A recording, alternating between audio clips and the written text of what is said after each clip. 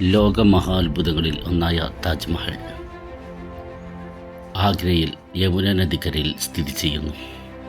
മുഗൾ ചക്രവർത്തിയായ ഷാജഹാൻ തൻ്റെ പത്നി മുംതാസ് മഹലിൻ്റെ സ്മരണയ്ക്കായി പണി കഴിപ്പിച്ചതാണ് താജ്മഹൽ.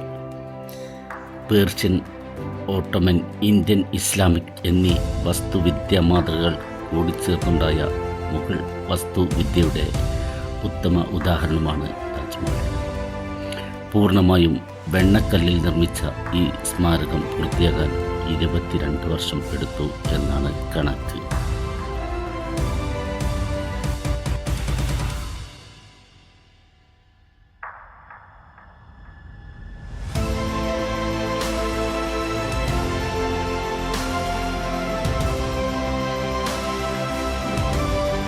1983 ലോകത്തിലെ പൈതൃക സ്ഥലങ്ങളുടെ യുനെസ്കോയുടെ പട്ടികയിൽ താജ്മഹലിനെ ഉൾപ്പെടുത്തി.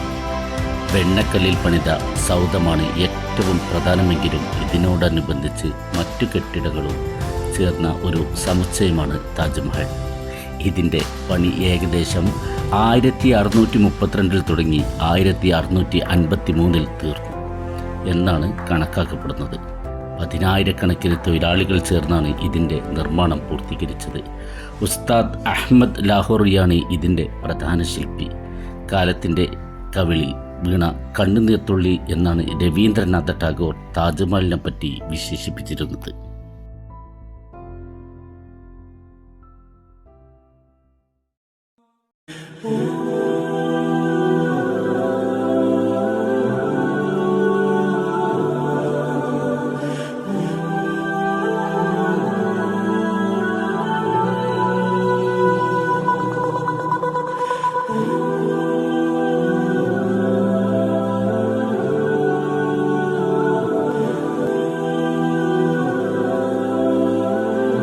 മുഗൾ ചക്രവർത്തിയായിരുന്ന ഷാജഹാൻ്റെ 3ാം ഭാര്യയായിരുന്ന മുംതാസ് മഹൽ 1631 തൻ്റെ 14ാമത്തെ കുട്ടിയായ ഗൗഹറ ബീഗത്തിന് ജന്മം നൽകുന്നതിനിടെ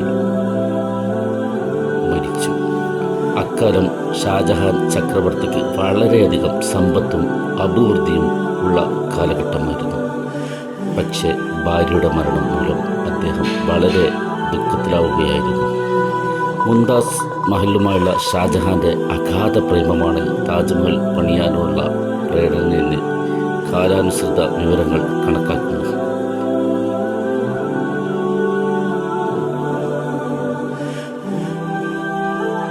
മഹലിൻ്റെ പണികൾ മുംതാസിൻ്റെ മരണത്തിന് ശേഷം ഉടൻ തന്നെ തുടങ്ങുകയുണ്ടായി. 1648 ഒരു അടിസ്ഥാന ശവകുടീരം പണിതീർന്നു. പിന്നീട് ഇതിന് ചുറ്റുമുള്ള ഉദ്യാനങ്ങളും അനുബന്ധ കെട്ടിടങ്ങളും പിന്നീടുള്ള 5 വർഷങ്ങൾ കൊണ്ട് പണിതീർത്തു.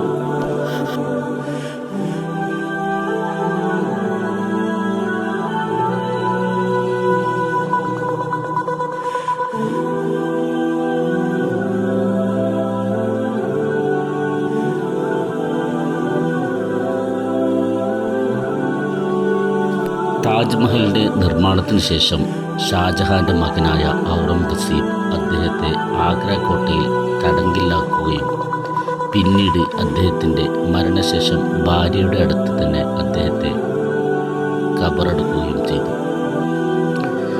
19ാം നൂറ്റാണ്ടിലെ അവസാനത്തിൽ താജ്മഹലിൻ്റെ ഒരു ഭാഗം വളരെയധികം ജീർണാവസ്ഥയിലായി. 1857 1ാം ഇന്ത്യൻ സ്വാതന്ത്ര്യ സമരകാലത്ത് ബ്രിട്ടീഷ് ഭരണാധികാരികളും ഭടന്മാരും ചേർന്ന് താജ്മഹലിൻ്റെ ചുവരുകളിൽ നിന്ന് വിലപിടിപ്പുള്ള കല്ലുകളും രത്നങ്ങളും കവർന്നെടുത്തു.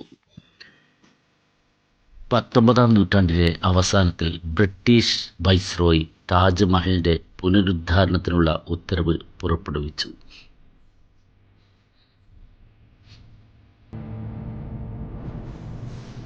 അദ്ദേഹത്തിൻ്റെ ഉത്തരവനുസരിച്ച് നടന്ന പുനരുദ്ധാരണം 1908 അവസാനിച്ചു.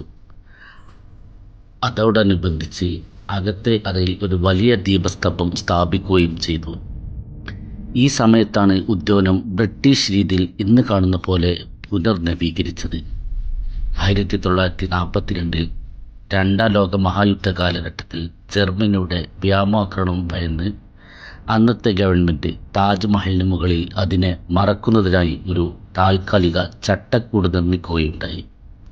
ഇത്തരത്തിലുള്ള താൽക്കാലിക ചട്ടക്കൂട് പിന്നീട് 1965 1973 ഇന്ത്യ പാകിസ്ഥാൻ യുദ്ധ കാലഘട്ടങ്ങളിൽ വീണ്ടും സ്ഥാപിക്കുകയുണ്ടായി. അടുത്ത കാലങ്ങളിൽ താജ്മഹൽ പരിസ്ഥിതി മലിനീകരണം മൂലം വളരെയധികം ഭീഷണി നേരിടുന്ന ഒരു